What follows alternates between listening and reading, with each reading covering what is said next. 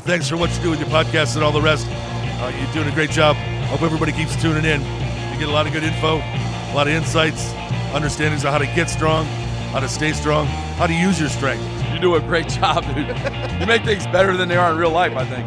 If you don't follow Massenomics, y'all do it. Social media, website, everything. Massenomics.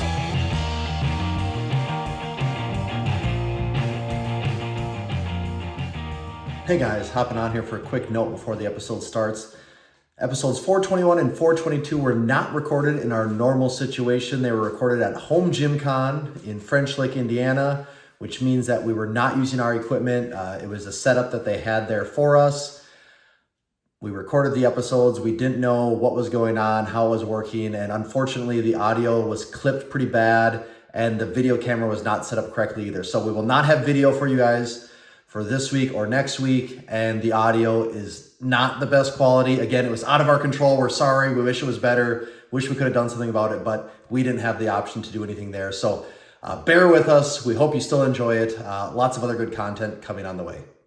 All right, welcome back, everyone, to episode 423 of the Massenomics podcast, the lifting podcast about nothing. My name is Tanner, and today I'm with, over here. My name is Tommy. And then we got Big Ken from Cerberus, Big Ken Nowicki. You're close. Yeah, close enough. Novitsky. No, okay. I actually think you are getting worse at that as time goes on. You said it really good the first time. Yeah, I told you I would get it worse as we go. So, and owner, founder of Cerberus, and we'll get into a lot of that here too. Before we get too far into it, this is our second and final live recording from Home Gym Con 2024 right here in French Lick, Indiana. We got a few people in the crowd. Make some noise!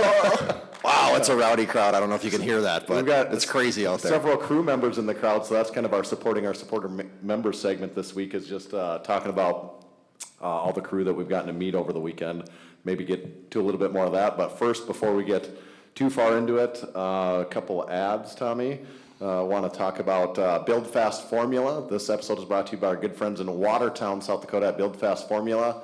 The supplements we know and use, Vaso Blitz, Drink Hack, 80/20 protein. Check it all out at buildfastformula.com. Use discount code Massenomics. It'll save you 10% on any order there. You sign up for a subscription on anything, it'll save you an additional 10%. So 20% off. You can't afford not to buy from Build Fast Formula. And this episode is also brought to you by Bearfoot Shoes and our neighbors to the north in North Dakota. Bearfoot Shoes offers the finest barefoot shoes on the market today. Whether you're in the market for a low top, a high top, suede, canvas, a work boot, or their brand new hybrid shoe that's coming out, they have an option for you. If you would like to see more of their selection and buy a pair for yourself, make sure to head over to www.barefoot.store. And while you're there, use code Massenomics to save 10% on your next order. That's code Massenomics at barefoot.store. Thank you, Bearfoot Shoes. We'll do one more ad right now. We'll talk about the Strength Co. The Strength.co is where you can check them out. It's black E-coated Olympic made in America iron barbell plates. They're the plates we know and love at Massenomics Gym. They've become the go-to plates of Massenomics Gym. It's what we use in the warm-up room of the Lift Hard Live Easy Classic in western northeast South Dakota. So make sure to give them a look. If you buy anything, let them know your good friends at Massenomics sent you, and then check out their podcast, the OK Podcast. But make sure to check out the plates at thestrength.co. All right, let's jump into it. So Big Ken, we've got a list of questions for you, a whole bunch of things we want to talk about. First of all, we're set up here at Home Gym Con. You've got your first Home Gym Con booth, and I think this year was also your first Arnold booth for Cerberus too. So what are you thinking of of both of them, really? Your booth experiences, what do you think? I mean, obviously, I've been to the Arnold quite a lot over the years. And the booth experience was just completely different from actually being there, And obviously, you go to the Arnold, you spend the money to go, and you're like, man, how is this going to turn out? Because, it's an investment. And it actually went really, really well, blew my expectations out of the water. So it was fantastic, And then coming here, it's a different vibe, it's a different crowd. It's nice to see home gym community versus just strongman, powerlifting, and all that sort of stuff. And obviously, a lot of strength athletes still do train in their home gym, but it was just nice to get a different vibe, a different crowd, and what Jake's doing here is absolutely fantastic. Yeah, it definitely is a different vibe. They both have their pros, and they're just different kind of pros. So at the Arnold, it's cool. You get in front of tens of thousands of people, and that's great. But here, one of the pros that you don't get as much there is you get an opportunity to actually have conversations with a lot of Well, people. that's it. Yes. You know, Oh, you can do things like this, like walking away from the Arnold booth for like 2 hours is scary to do that. I didn't leave the Arnold booth until Sunday morning. I would have really liked to have talked to you and met you at the Arnold, but with both of us running booths there, I literally never saw you the entire weekend. Yeah, and you were know? literally across the corner from us. Right. Really close. But yeah, being here, you have more I don't want to say more genuine conversations, but you can have more conversations and long conversations easier. You know, people can see product easier. Like there's not 3 people deep and all that sort of stuff. So it's just a different feel, and it's actually, I think it's really beneficial to be here.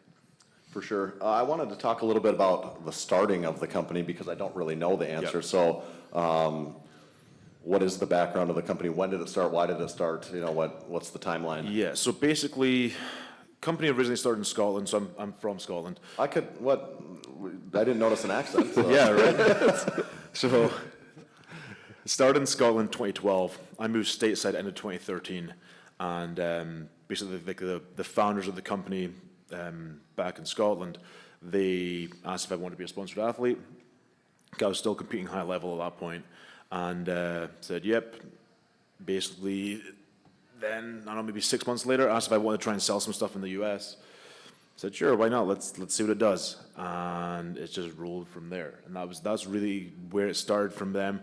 The biggest reason that the company started was more to do with like the variety on the market at that point in time. Like realistically, in strongman, you had Reband, and that was really it. And you're borrowing from different sports to be able to have strongman specific equipment. So that's where it came from. Whereas a case of, hey, you know, this product is okay, but it's not really fulfilling the needs. What can we do to do that? And then like Callum and Peter, who are the original founders of the company in the UK, that was where they started. They, you know, go into gym and, you know, train strongman here and there, and then it just kept rolling. And then once I got involved, it was really off to the races in the US. So what were some of the first products that came out? Honestly, the funny thing is that the first products were like lifting straps, wrist straps, and we actually had a mouth guard because they were big in the MMA scene. So they actually started originally like in the MMA scene. Okay. And then it turned into more strength sports after that. So that was like I had mouth guards for years because they never sold. Right. So what is Cerberus? Is a 3-headed dog? 3-headed dog that is basically the dog that guards the gates of hell. Okay. Yeah. So do you want to get? Is he guarding you to get in or get out? It's a good question. I never actually thought of that one. That's like something a 3-year-old would ask. He was like, I want to get out. yeah, maybe both. I don't know. Depends on the person. Yeah. And is it kind of? Would you say it's like a pit bull dog, or what kind of dog do you think it is? I mean, I hope it's not like a golden retriever. I mean, it looks pretty mean. Yeah. Everything you see looks pretty mean. Yeah. Maybe it's like a corgi. Yeah, that could be too.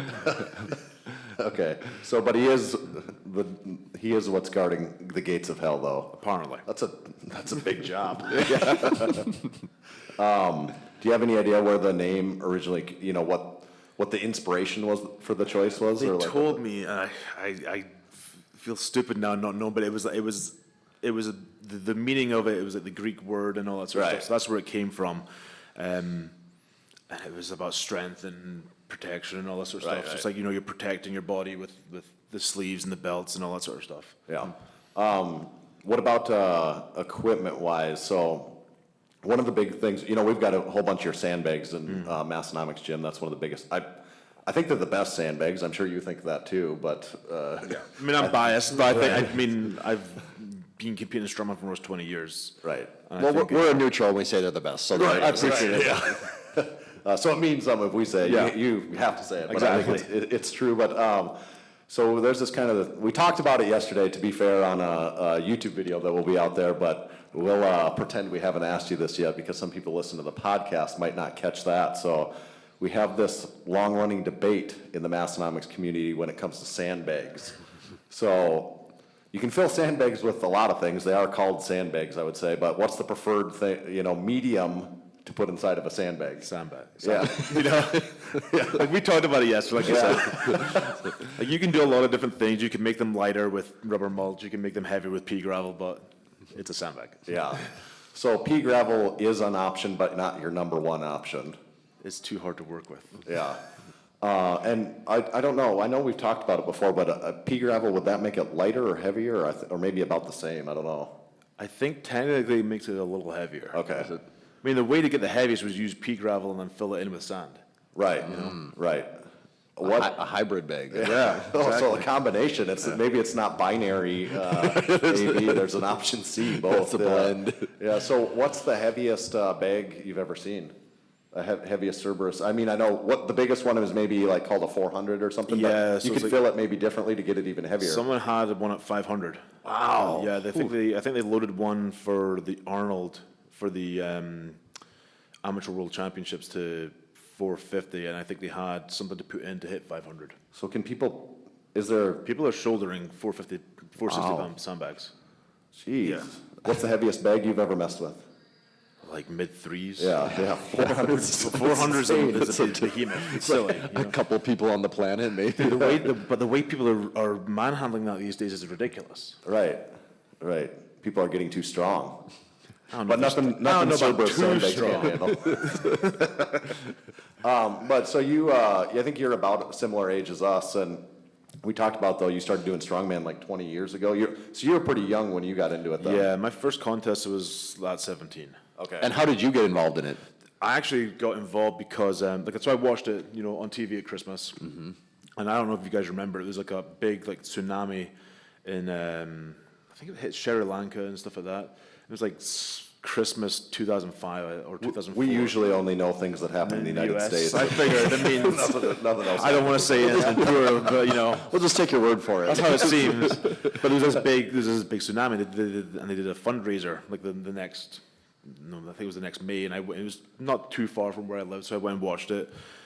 It was cool, and then I was like, yeah, let's see what we can do. And then I competed in the next year, and after that, it was just, that was it. It was Off to the rolling. races. Yeah, yeah.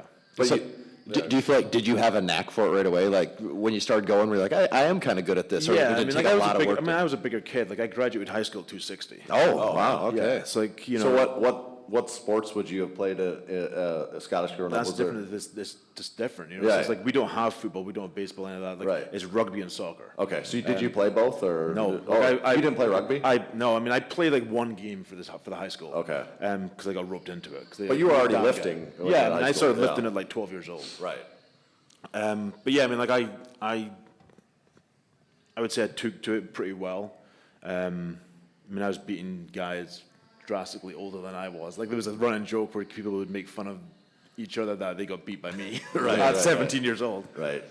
But yeah, like it just came very naturally, and like I managed to, because obviously being younger, you don't have the brute strength. So I managed to figure stuff out. Where like, oh, I'm going to learn to jerk for overhead press, and that way I can out press these guys who are strict pressing more than I am. Yep. Any of you said currently? I mean, when was the last time you competed? Would you ever compete anymore again, or what's the Last time what's your- I mean, like it was like 4 years ago. God, it might even be more than that. 4 or 5 years ago, that was the last time I competed. And I was going to go and do OSG 2 years ago. I think it was 2 years ago, 3 years ago. And during, like, I went to do a local contest and detached my bicep. Like on the first event, light keg. So I had done like detached my bicep on the bottom in like 2012, and I took it off the shoulder. And it just got to the point where I was like, I'm just getting hurt more and more. Yeah. And So did you have your bicep reattached after that one? no, then? that Okay. one at the shoulder, I didn't do anything with it. Yeah. And I go back and forth about competing again, but the sport's moved on so much. Like the change in the sport of the last 5 years is absolutely insane. And for me, at this point in time, like in life, with trying to start a family and having the business getting bigger and bigger and bigger, like the balance in that is just getting harder. And I might do some local stuff and have some fun, but Right. I'll probably not go and try and compete at Worlds again, Right. Yesterday we were talking the Dinny Stones, and you have an interesting piece of history regarding the Dinny Yeah, Stones. so I was the youngest on history, or on record, I should say, to lift the Denny Stones for about 12 years.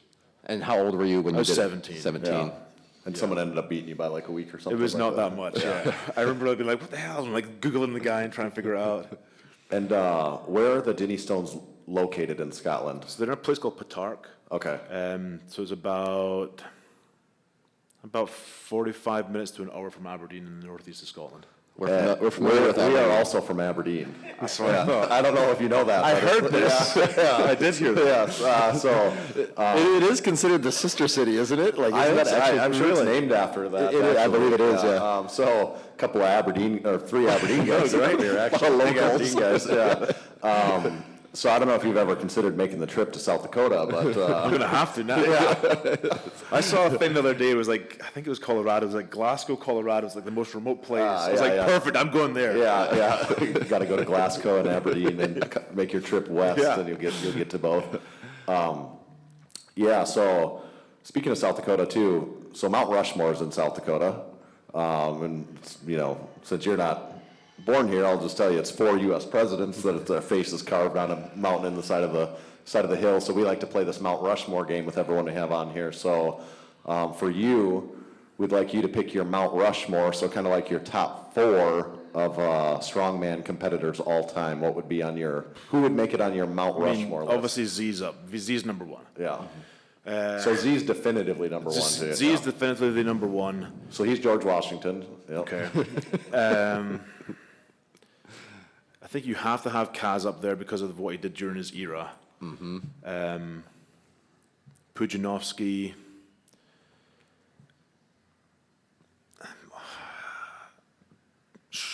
I think you have to say Shaw for world wins, but then you've got like Thor. So it's like I think Shaw and Thor are toss up. So you think Thor is creeping up there? I think if Thor hadn't stepped back at the point he did, he would have been ridiculous. So damn dominant that you could not deny that he was better than XYZ at some point in time.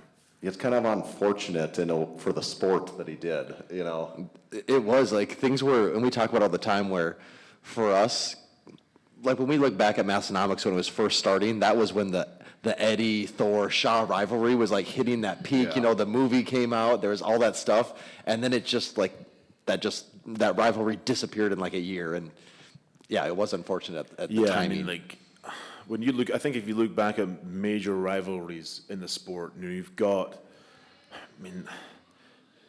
obviously you've got Kaz and John Paul. Yep. That was like probably one of them, and then adding Jeff Capes to that probably. The 3 of them was like your major rivalry, and then you do probably mid-90s. You've got like Magnus and then Ahala and people like that. Yep. Pudzianowski era, realistically, who did he... The Dominator. Literally, it's a different time for strongman because it came back to like more moving and all that sort of stuff, and then it got into like Z and Shaw, like that rivalry, and then Eddie came into that when Z sort of pulled back a little bit, So the rivalries these days, and then now you're at the stage where the amount of guys that can win worlds on any given day is massive. Yeah. It feels like the back in talent. the day it was 1 or 2. And it feels like the talent pool is the most level it's ever been, as far as it's anyone's day. It can be anyone's game on any day. It really comes down to events and mistakes. Right. And there's still probably a few guys that are at the top of the heap where you look at like Mitch Hooper, Tom Stoltman, and... I think right now, you cannot deny that Mitch Hooper is the best strongman in the world. Right. Yeah. Like there's nothing, you can't say anything else because... And I don't think it comes down to contest wins and what he's done. I think what it comes down to is his ability to get better at his craft by attacking different things. So like learning to split jerk. The guy that dominated the axle because he spent the off-season learning a technique which was going to benefit him versus just trying to get stronger. Did you see he put like 597 pounds overhead? Yeah. It was 507 because I looked at so he mistyped it. Oh. Yeah. Okay. Oh, well, then that's not correct. Okay. So it was 230 kilo. Okay. And I looked at it, I was like, 590, holy shit. Okay. And then I did the math again. Okay. But yeah, like. So he mistyped it then. I'm not crazy. No, because when we reposted it. Okay. Because he was in some of our stuff. Yeah. We reposted it and I was like, I gotta double check this math. Yeah. Okay. But he made it, but that's the thing, like you got 230 kilo on an axle. Yeah, sure, it's at the rack. Sure, it wasn't like a competition down command. Right. But who knows what he's done in training up to that point? Right. You know, in terms of like what was the week? Yeah. How heavy did he go in other stuff? It's not a contest. I mean, I think you'll see Mitch break the world record in axle. Yeah. We talked about your sandbags and looking there over today at your booth, other cool stuff. Is it the Kratos bar? Yeah, the 10-foot bar. So what are the specs on the bar? It's 10 foot long? 10 feet long, it's like 28 mil. Yeah. I think it comes in like 62 pounds of the conversion. Okay. And it definitely has some serious flex to it when people are using that. Yeah, when you load it up and you've got like a good amount of weight on either end, it flexes like hell. Yeah, so is that one a bit of a challenge to ship at 10 foot long It's then? a major challenge. I mean, we figured it out, we got it done, but yeah, trying to actually figure out how, like, what carriers will take it, and even stuff where, like, you know, we went through a bunch of different carriers where they will, like, it has to be palletized. Yeah. And I'm like, well, I'm not building a 10-foot pallet for a 4-inch, tube. Right. So we managed to find a carrier that will take it as a loose item, and it was a walk in the park after we figured that one out. Yeah. So do you have anything else coming in the pike, that's in research and development phase or anything else that you guys are working on? Got some stuff going on. I can't speak about it, but we've got some stuff going on. Yeah. Some new stuff that's going to be coming out next couple months. Okay. Sand related. I'll leave it at that. Could you use pea gravel or? Could use pea gravel. Okay. Or a mix of both, maybe either. Mix of both. Mix of whatever. Yeah. Another thing, it seems like, there's a lot of strongman shows that go around the country at the amateur level all the time, and it seems like Cerberus is a sponsor of every single one. I try. So the biggest thing for me is, like, coming up in strongman when, how do I put it nicely? The benefit of being an athlete wasn't really there. Like, you didn't get support from companies. You'd go to a contest, I want a tub of protein. Right. Like, and that was really it. So for me, one of the biggest things I want to do with the brand is be able to support every contest I possibly can. Whether it's from equipment to actual cash or gift cards for winners, depending, whatever it is. I just think there's a massive value in supporting grassroots strongman because that's where the majority of athletes are. That's where you can have the biggest impact. Yeah, and Tanner's not lying, though. It does seem like you guys support every... Yeah, we try to do it. And I think the amount of emails I get on a weekly basis for sponsorships is massive. Like, I have a list on my, I use like a project management software, and I just have a sponsorship list, and it's just huge of like, hey, this is what we need to ship this and this and this to this person on this date, and it's nonstop. Do you have to say no sometimes? Sometimes, but I try not to. Right. It comes down to there'll be times where I might get a sponsorship request, and it's like, hey, we need 10 grand for title. And I'm like, Yeah, right. It's there like, has to be some reason. okay, well, where's the ROI? Yeah. What's the exposure and all that sort of stuff? So You might have to worry less about ROI if they're asking for $100. Well, like I said, it's like that, and then it's like, some of the bigger stuff, and it's like, hey, we'll put your and I don't want to come across like I'm talking shit. Right. But it's like, we could put your logo on the shirt, and then you can have a banner, and you'll have a logo in the live stream. I'm like, okay, but that doesn't correlate to $10,000. Right. So I'm sure you guys have dealt with it as well. Quite often, and part of it is we do want to give back to it in ways that we can too, but like part of what we've done there is like more recently, last year specifically, we started running our own event. Yep. And we put a ton of time and resources into it, and not that we don't sponsor other things, but usually I kind of limit it to people that have like notably supported us in some way. And then I'm like, yep, if you've supported us, we're going to try and do something for you. Yeah, and that's big for us as well. Like, I like to be like a recurring sponsor. Right. Right. So we'll still do this stuff then, but more specifically though, like, it's like, no, we're trying to put on this cool thing, like, come be a part of ours, and we'll help everyone out. We'll try and make ours cool and special, and like that's a way we can give back to people that are actually interested in competing, I think. Otherwise, it's like Massenomics as a company is relatively small, and like we just can't. To be fair, the sponsorships, like, there's not that much ROI in a lot of it. I mean, there kind of is. It's just not like. You don't see it specifically, like there's not a direct correlation usually from someone. It's not like, oh great, we got 10 new customers because of that. It doesn't really go that way. Yeah. And, And all that also does depend, and it's the same way with strongman, just the effort that people put into marketing and promoting their show too. Yeah. Sometimes with a powerlifting meet, it's a local meet with 20 lifters, and it goes for 2 hours, and they're 3 hours, and that's it. No one knows about it. And then you get the bigger productions that have a live stream, and there are lots of posts on social about it. So there's different levels of effort people that's, put that's the into. other side of it, yeah. And it's like, you have the tiers and stuff like that, but it's like, trying to figure out the ROI from that. Like, one thing we're trying to do this year is be a lot more specific with, like, hey, if we're on the live stream, here's a link, and now we can, like, whatever the link may be, that way I can, like, track that specific link and, like, see how much viewership that one link got. right. Yeah, that makes sense. Who's the best Scottish strongman of all time? Of all time. I mean, you have to say the Stiltmans now. Right. At one point in time, it would be Forbes Cowan, but now it's the Stiltmans without a doubt. I mean, it's Tom. Yeah. Luke in his own right, absolutely fantastic athlete. 2-time Europe's strongest man, but now you've got Tom, who's going on for trying to hit number 3 in worlds. It has to be Tom. I don't think there's a debate to it. Now, that's a variation of this question. Who is the greatest strongman of all time from the UK? From the UK. Yeah. That's a hard one, but I think honestly, it has to go with Tom. Mm-hmm. I think I it can has see to stick that. with Tom because, like, sure, you got Jeff, Jeff Capes. Jeff Capes. Who Did he win? He won. Did he win 1 or 2 or I something like think that? he won or- 2. I want to say he won Okay. 2. But I mean, the era is different. It's Right. like, and that's the hard thing. You've got Jeff who won at least 1 or 2. You've got Jamie Reeves who won once. Gary Taylor won once. Eddie Hall. Eddie won once. But Tom, I think now with the level of the sport, and it's not like, back in the day, like you could sort of get away having a weak event. Nowadays, it's like you have to be one of the biggest deadlifters. You have to be the biggest presser. You have to move well. You have to, kill stones and everything. So I think it stays with Tom.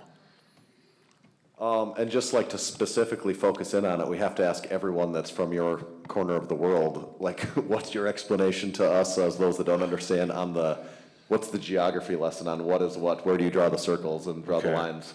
So you're basically asking Great Britain and UK. Right. We talked about this yesterday. Right. How does that work? Yeah. So basically, and I'm 90% confident I'm not screwing this up. But you've got Great Britain, which is going to be Scotland, England, and Wales. And then you add in Northern Ireland for United Kingdom. And Ireland's its complete own thing. You make it seem so simple. It is. It is simple. When you start convoluting the Ireland thing, that's when it gets dangerous. Yeah. But I'm pretty sure that's what it is. It's like Great Britain is the mainland. United Kingdom includes Northern Ireland. Do you get back very often? Try to. So like I went back. God, I'm trying to think now. Went back in like September 22,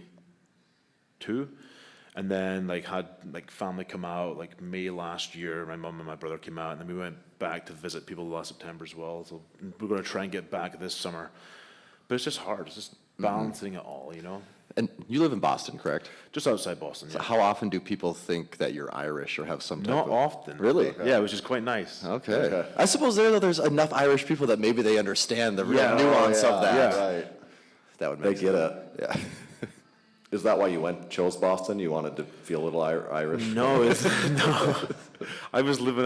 So when I first moved stateside, I lived in Colorado, and then I was there for like 4 years, 3.5, 4 years, and I went to Washington State, and Washington State was gorgeous, but it was very Scotland in terms of like it's raining 90% of the time, and it made being like on the West Coast made travel and even just daily conversations with head office in the UK much harder, because now you're working with an 8-hour time difference.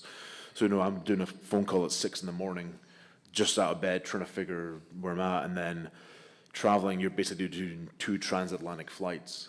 So yeah, I basically moved to New Hampshire, and then it made life a hell of a lot easier. So was it 2010 you said you moved here? Or? End of 2013, I 2013? moved stateside. Yeah. So how does it work?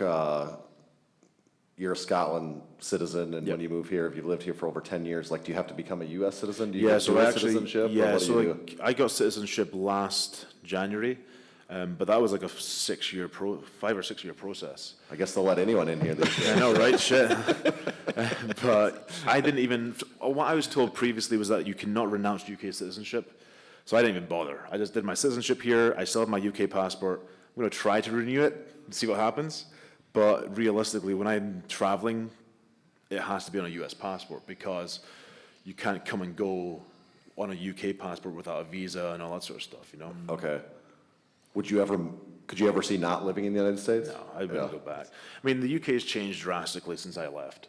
But I think it's safe to say that there's been massive change in society overall in 10 years, but there's just so much more opportunity. Like, I wouldn't have Cerberus in the UK, obviously, because head office is there. Right. And I I wouldn't go back. I have a far better standard of living here, I feel, than the UK. Don't get me wrong, I love Scotland, but I wouldn't go and live again. I get pissed off when I fly back. Like, I'm back there, we get out of the terminal at Heathrow, go for a coffee, and I'm ready to get back on the plane. Yeah, I can see that. Okay, supporting our supporting members segment, we'll jump into that quick. I'm just going to shout out people in the audience. Big Matthias Cash is here, and his wife or girlfriend, one of those two. Wife, okay, he's wearing a ring. We've got Big Keith from the No Wine Cellar, resident home gym expert. Big Joey E is here. Big Nicholas Rolfe, our resident sales agronomist. Big Ashton in the back. Big Stewart and his daughter. And then the only person I don't know your name. Big Derek is here, so I was trying to think if I knew everyone's name. I'm like, I think I know all but one. So shout out to everyone that made it here to listen at Home Gym Con. We appreciate that. And should we do a couple of our last sponsor reads too to get those in there? What do you got? Maybe you're up to bat. Oh boy, we've done half of them. You got So today's episode is also brought to you by Texas Power Bars. Buddy Cap started Texas Power Bars in the 80s and has been cranking out the legendary bars ever since then. He is known for the Texas Deadlift Bar, the Texas Squat Bar, the original Texas Power Bar, and now the new legend, the 29 millimeter Texas Power Bar. And currently, it's ending soon, they are running a $50 off flash sale, which means you can get some of these bars for as low as $250, and at that price, you really can't afford not to. So if you are in the market for a bar, make sure to head over to TexasPowerBars.com and get yourself a piece of the legend. This episode is also brought to you by Juggernaut AI. Juggernaut AI is an app-based training program philosophy. It's based on the 7 scientific principles of strength training, and it uses a phasic structure where you go through hypertrophy blocks, strength blocks, and peaks blocks. So if you're, say, going to participate, signed up for a powerlifting meet, it'll peak you right up to that final phase and hopefully help you hit some of your top numbers when it's time to actually hit them. Even if you're not powerlifting, if you're just, say, a home gym owner, here at Home Gym Con, it can just help you get stronger and ultimately test some of those 1-rep maxes, hopefully at the end, and improve on your past self. You can sign up, make sure to go through the website. That's where you can use our discount code. It's juggernautai.app. You can save 10% on the lifetime of the membership with that discount code. So go check it out. Thank you, Juggernaut. And finally, this episode is also brought to you by Swisslink. Swisslink has been importing military-issue goods to the United States for over, 30 years. They've been at it a long time. They have everything from Czech bedpans to Italian champagne glasses. They probably even have something from I Scotland. wonder if they have any Scottish stuff. They probably have a actually. Scottish, what's Scotland's army known for? Bagpipes. Bagpipes, Scottish bagpipes. If you can think of it, they probably have it. So if you want to explore more of Swisslink's unrivaled collection, make sure to head over to swisslink.com. While you're there, use code Massenomics to save 15% on your next order. That's swisslink.com. Code Massenomics will save you 15%. Thank you, Swisslink.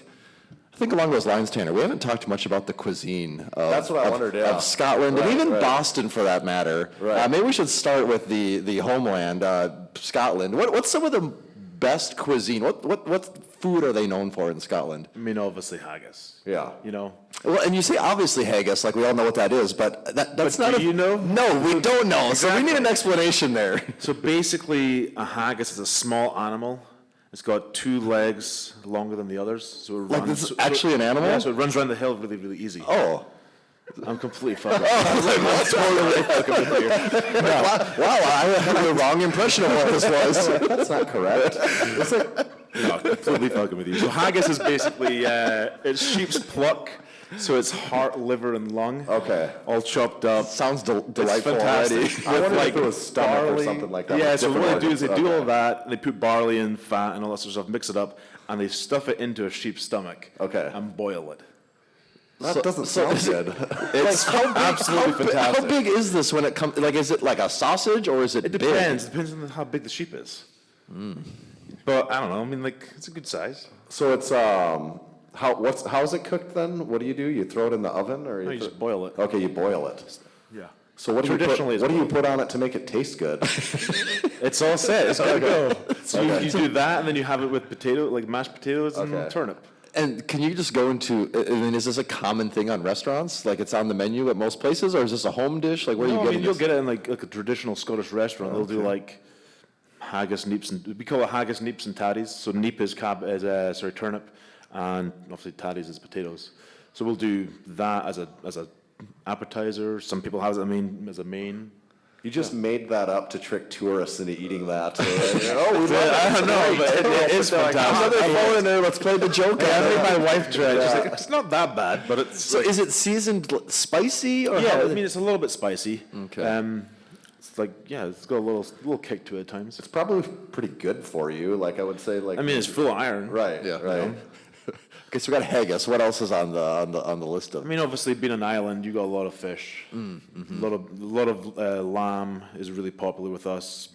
Beef, obviously. I mean, in terms of like the traditional stuff, it's going to be more like lamb and beef is really traditional with us. And like obviously, like, you got shepherd's pie, Right. and then. See, I'm about that. That's good. yeah. So here's a question for you: what is shepherd's pie? Okay, so I Because I get pissed off with this. Yeah, I'll I've even tell you gotten. mine. I feel like I've even gotten It's variations. like meat and potatoes. Like Yeah, it's almost like a meat. Yeah. Yeah, I've gotten variations of it depending on where you go. and what Is it beef in shepherd's pie? That's what I would think so. That's so, what I No. think of. Yes. So, What animal does a shepherd look after? Yeah, sheep, a beef.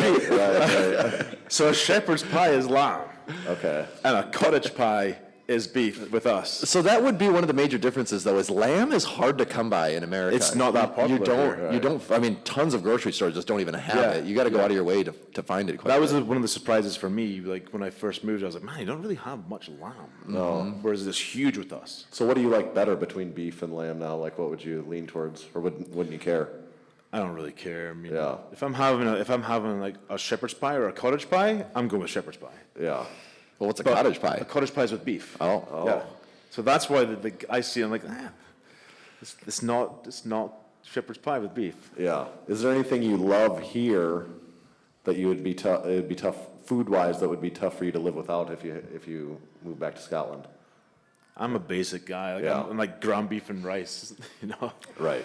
I mean, aside from that, not really. Yeah. So out on the East Coast, though, I feel like there's a stereotype of Boston and Dunkin' Donuts. Do those go hand in hand? Is that They do, yeah. so? You're a Dunkin' Donuts guy? I used to be. My wife corrupted me.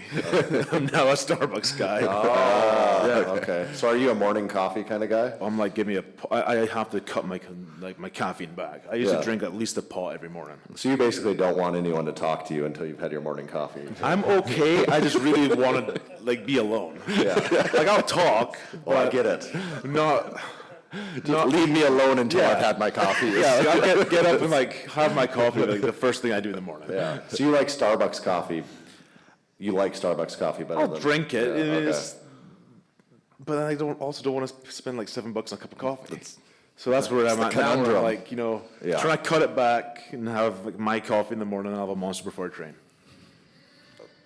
That's fair. Yeah. But I had when I first started dating my now wife, it was like my caffeine consumption was bad.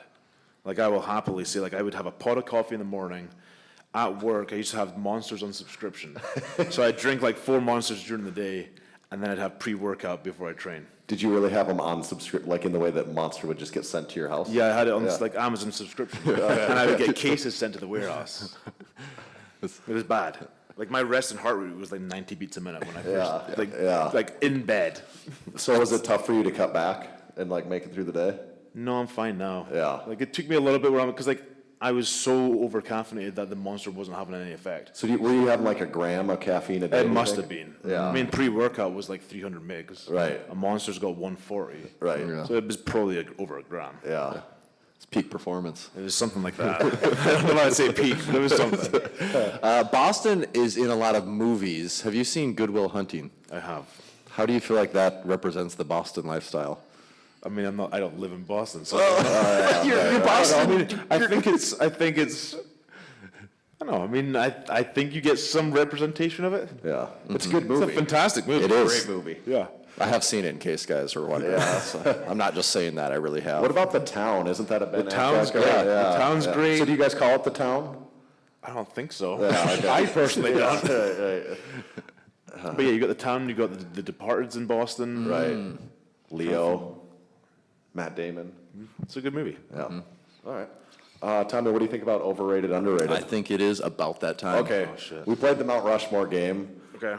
Now we're going to play the overrated, underrated game, and it's a relatively simple game. There's a few rules, though. You can, we'll give you a series of topics that are handpicked for you, and you can elaborate as much or as little on each one as you'd like. You've got your druthers to do so, but what you can't do is ride the line. You have to definitively choose if each thing is overrated and underrated. And we promised a lot of politics and religion, and we haven't really got there yet, so luckily that's where this goes. So I hope you're ready.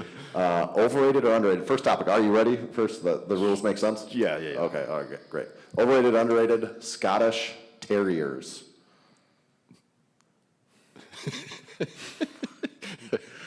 He's really torn. He's thinking, I oh, know, like shit. Overrated. is that? Do you see that dog frequently in Scotland? Not very. No, just like everyone had one. No, not even close. Well, in Scotland, we just call them terriers. Is there any thought that the three-headed dog is a Scottish Terrier? I mean, it very well could be. Yeah. Very well could be. Yeah. Okay. So what did you say? I think overrated. Okay. Do you have any dogs? I have a Rottweiler Poodle mix. How many heads? Just one. Luckily. Okay. Overrated or underrated? Boston, the band. Are you familiar with Boston I am at all? familiar. I haven't heard that much of their stuff. Any Boston fans in the house at all? No Boston crickets. fans. Then it has to Tommy, do be. you know any? Can you name a song by Boston? They have some good songs. What was the one that was on Guitar Hero? No, they weren't lying. There's no Boston fans. I'm probably overrated then. Can you name any Boston songs at all? Is it Long Time? Is that what's? I don't know. No, I don't know off the top of my head. Yeah, give us the list. Yeah, I gotta tell you. I know. I mean, More Than a Feeling. more than a feeling. That's the one. Okay. Yeah. That's like their biggest hit. Long Time. Yeah, there you go. Yeah. Peace of Mind. I feel like they've played good nonstop on classic rock radio, so Yes. you know the songs, you just don't know the name. Let Me Take You Home Tonight. So they have some bangers. Well, it's official. So what's your thoughts on Boston, I though? think. I mean, if the crew's not heard of them that much, then they have to be overrated. Yeah, probably so. Since none of us could name a single. 15 people in here, nobody could name a Boston. It'd be hard to say they're underrated and not be able to say a single thing that they've done. Where are they from? Probably Kansas. Yeah. Okay. Overrated or underrated porridge? Porridge is 100% underrated. Okay, so what is porridge then specifically? Is it just oatmeal or is it any different than what we call It's a oatmeal? little different. It's a finer. It's like rolled oats, but it seems finer. Is lamb involved in any part of No, porridge? unfortunately not. Okay. But yeah, it's similar to oatmeal. It's like a more I think it's a more like ground up grain. Because I can't find like the porridge oats I would buy in Scotland. I can't get the similar stuff here. But otherwise, preparation-wise, is it the Preparation's same? very similar. Okay. Like I don't know when like we steep our oats, so like we steep the oats overnight, and then you do it on the stove. So it's probably very similar. Okay. So porridge, would that be like Is everyone eating that for breakfast, or would it just be like oatmeal for here, where it is a breakfast choice? It's a breakfast choice Yeah. now. I don't think it's that popular these days. Okay. Back in the day, I think it was because it was so cheap. you know? Right. Okay. All right. Overrated or underrated? Last one, and this is worth all the marbles. And I suppose you could consider it political from a really, really long time ago. But overrated or underrated? William Wallace. Underrated. Completely. Yeah. Guardian of Scotland. Yeah. Did so much for us. Yeah. Are you a Braveheart fan? It's my favorite movie. Yeah. Is that a common response? If you I'm would not ask people? sure. I think I might be stereotypical. Yeah, it's one of my favorite movies. It is a good movie. It's fantastic. It's completely factually incorrect. Right. But it's fantastic. Have you watched it a lot of times, or like, is it like pop on Braveheart every couple months, or I haven't watched it for a while. Every night before a contest? or No, something? I mean, I haven't watched it for a while. It used to be like at least like once or twice a year. Okay. I was actually thinking about watching it like last week. So, sometimes when you give it a break and come back, that's even better. Yeah, you know? but no, I've watched it quite a number of times. What was William Wallace big? Like, I know Mel Gibson is not a giant of a man, but was the real William Wallace big? I think he was a substantial guy. Yeah, I'm not right. sure exactly how big he was, but I don't Yeah. think he was that small. Right. But even like in the movie, he's like portrayed to be like a poor farmer. He was a nobleman, so it's Okay. like even that's completely wrong in the movie. Right. I've also, like, they're all wearing kilts in the movie, right? Yeah. Yeah, okay. So what, I have not seen the movie for like 15 years, but, so was it English trying to Yeah, it's come into Scotland? and basically it it's was- basically King of England trying to take over Scotland, and Yeah. they took over some parts, and then people rebelled. Yeah. Are you guys still pissed about it, or like, what do you? I think there's some people still pissed about it. I think they're still pissed with like the whole independence thing going on. Right. So that's still a battle, but Yeah. One other thing, I know you're not Irish, but of the Close culture, enough. of the culture over there, were you ever familiar with the term Irish goodbye? You ever heard of that? I've heard of it. I know what it is. Okay, you do know it. All right, that's when we had Pa, and he had never You've never the heard of term that before? Irish goodbye. Yeah, he didn't know what we were talking about. So he thought it was when you're a very cordial, like saying goodbye for a long time. Yeah. Like it's actually the opposite. It's Yeah. when you sneak away. I mean, I'd heard of. I don't think I'd really heard of it in the UK. And obviously, when I came over here, I knew what it was. I got told what it was. Yeah, I mean, like a lot of us back home, like when you're saying goodbye to people, it's very drawn out at times. Yeah. Even like I get like my wife will make fun of me on the phone with my mother because I'll be like, okay, bye. Yeah. Bye. And we say bye like 6 times. Well, that's the Midwest thing too. It's all right, bye, and then you actually don't move at all, and you keep Exactly. going. And Yeah. it's not until you give them the whelp and you put both hands on your knees that it's official, and you can. See, Paul also called me out. My first name is Tanner, and he said, that is not a name. And I said, your name is Pa. So yeah, I guess maybe. But Ken, is that a typical Scottish name then? Or? Kenneth was Okay. actually the name of the first Scottish king. Oh, so it's like the Scottish name. It's the Scottish name, apparently. Awesome. And pronounce your last name one more time. So. Nowicki. Okay. It's not Scottish. Oh, right. What is it, like Polish? It's Polish, yeah. My grandfather's okay. Polish. Yeah, okay. So one bonus over-under that we didn't ask that we probably have to ask is overrated, underrated kilts. Underrated, 100. They're so comfortable. Yeah. So do you have some, like, do you have multiple kilts? I have one kilt. Okay. Is Yeah. it, like, did you ever wear a kilt competing at all in anything? Yeah, I did like a Highland Games once where we had to wear Right, a kilt. right. Yeah. But not anything else. Big Rob. Really sorry to interrupt you guys, but I just happened to notice that the camera's focused on that table. Okay. The first half of this is going to be audio only. Okay. That's fine. Adam is now switching over, so That's fine. anyone watching or listening at home, now you can see the voice. Okay. All right. That's all right. Well, shit. Yeah, we can put a slide on it. Yeah. And we're about wrapping up here anyway. The first half, the last minute. Yeah, okay. But to finish the kilt thought, completely underrated. Like I got married in January, we did kilts for all the groomsmen, and the guys who'd never been in a kilt did not want to take them off. Yeah. They're very comfortable. Also, okay, along those lines too, remind me, Tanner, because you have some heritage as well in that area. Is there like a family, do you have a family, is it a tartan? A tartan. Yeah. My last name's Baird, which is Scottish, so I have a kilt that's like the Baird tartan. Yeah, so I mean, like for me, for my last name, obviously I don't have a kilt on my dad's side. or tartan on my dad's side, but we have like my mother's side is Stuart clan. Like her lineage goes back to like Bonnie Prince Charlie. And is it like everyone have their own unique like pattern and color, or how Yeah, does so each clan will have a different color or pattern and stuff like that. That's cool. And then you've got other stuff where like Stuart has like Stuart tartan, and then you've got Royal Stuart as well. So you've got like a green tartan, I think it's green, and then like the Royal is bright red. And then other ones will have different tartans. It's just, yeah, there's a lot. Yeah, that's to go cool. through. You might need to start busting yours out for events like this. Might have to. Yeah. I know. Draw more people to the booth. Awesome. Well, I think we are close to time limit, so we'll probably bring it in for a landing. Want to tell everyone thanks for listening. Make sure to check out all the other Home Gym Con that we got coming out over prior weeks, subsequent weeks, YouTube channel, through the podcast, everywhere else. What about Cerberus? Where do you direct people to make sure they're getting their Cerberus gear? Yeah, so with Cerberus, like on Instagram, it's Cerberus, like Cerberus_strength_USA is our one. My personal Instagram is KN Strongman. But yeah, if you go like Cerberus-strength.us, that's where everything's at. Awesome. Thanks, Big Ken. Appreciate it. Thank for you. having me.